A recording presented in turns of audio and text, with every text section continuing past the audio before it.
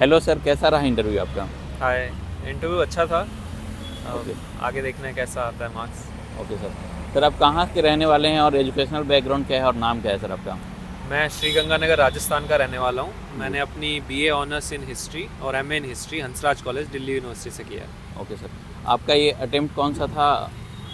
मेरा ये second attempt है और पहला इंटरव्यू है। अच्छा। और सर ये मीडियम क्या था और ऑप्शनल क्या थे? मेरा मीडियम इंग्लिश है और मेरा ऑप्शनल हिस्ट्री है। Okay sir. फर्स्ट बार जो आप एग्ज़ाम दिए उसमें कहाँ तक आप पहुँचे थे सर? फर्स्ट टाइम्स मैं प्रीलिम्स क्लियर नहीं कर पाया था। ये मेरा पहला मेंस और पहला इंटरव्यू था। Okay sir. तो उसमें क्या गलतियों को एनालाइज किया था सर और सेकंड टाइम में आप उसको सुधारे?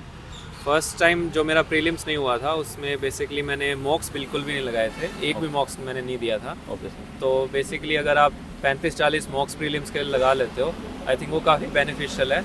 और मेरा ये भी मानना है कि प्रीलिम्स अभी भी सी सेट और प्रीलिम्स इसका पूरे जर्नी का सबसे टफेस्ट पार्ट है मेरे हिसाब से। Okay sir. तो सर आपका प्रीलिम्स के लिए क्या स्टडी थे और क्या बुक लिस्ट है? बुक लिस्ट तो वही बेसिक ही थी, बहुत लिमिटेड मैंने रखा अपने सोर्सेज को। और फोकस ये होना चाहिए कि ज़्यादा से ज़्यादा रिवाइज करो और जितने ज़्यादा मॉक्स दे सकते हो मॉक्स दो। उनके बहुत शॉर्ट नोट्स बनाते रहना चाहिए, उसको बार बार रिवाइज करते रहो, बस यही। और प्रीलिम्स के बाद सर आपका मेंस का क्या स्टडी था? कितने आप आंसर राइटिंग वगैरह किए? आंसर राइटिंग का ये है कि क्योंकि मेरा थोड़ा ह्यूमैनिटीज़ का बैकग्राउंड है तो मेरा आंसर राइटिंग में मैं थोड़ा कॉन्फिडेंट था कि मेरा अच्छा होगा। तो उसके लिए मैंने एक टेस्ट सीरीज ज़रूर ली थी विजन आईएएस से। उसके मैंने टेस्ट लगाए थे। हिस्ट्री ऑप्शनल के लिए मैंने दो टेस्ट लगाए थे जीएस स्कोर से, बस वही था। और सर मेंस के बाद आपका इंटरव्यू के लिए क्या स्टडी थे? कितने मॉक दिए और मॉक और यहाँ में क्या डिफरेंस है, थोड़ा सर उसके बारे में बताइएगा। एक्चुअली इंटरव्यू का मेंस का रिज़ल्ट आने के बाद टाइम बहुत ज़्यादा नहीं मिला है, मतलब 10-15 दिन मुझे मिले।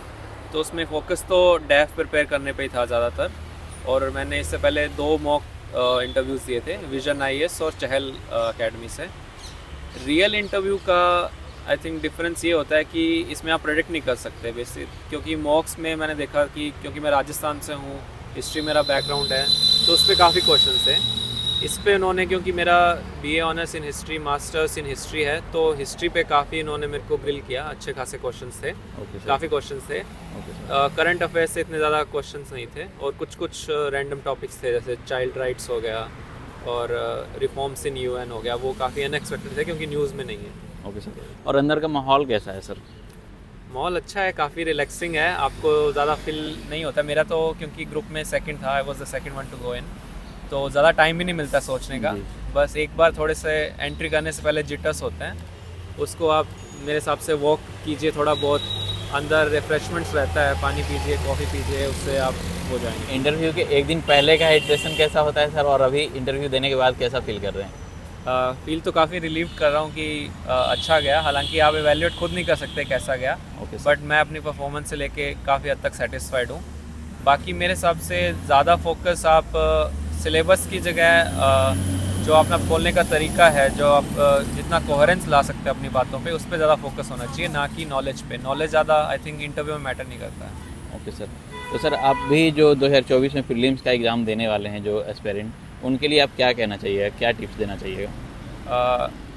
2023 का प्रीलिम्स और आई थिंक 2024 में भी ये पैटर्न वापस से रिपीट होगा, जो कि एक तो ऑप्शंस को एलिमिनेट करने की जो हैक था वो धीरे धीरे ख़त्म होता जा रहा है। तो आई थिंक प्रीलिम्स पे सबसे ज़्यादा मेहनत करने की जो ज़रूरत है, मुझे लगता है प्रीलिम्स में है।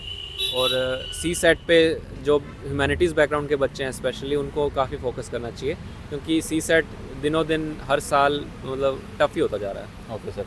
तो सर लास्ट में ये कि आप कोई कोचिंग वगैरह किए थे प्रीलिम्स के लिए या फिर सेल्फ स्टडी से ही? नहीं, मैंने कोई कोचिंग नहीं लिया है, मैं सेल्फ स्टडी से ही मैंने सब कुछ किया है। मेंस और प्रीलिम्स दोनों? हाँ, सब कुछ। Okay sir. बस मैंने टेस्ट सीरीज़ ली थी विजन आईएएस से, बस उसके अलावा कुछ नहीं। Okay, thank you sir, all the best. Thank you. आपका सिलेक्शन फाइनल हो सर। Thank you.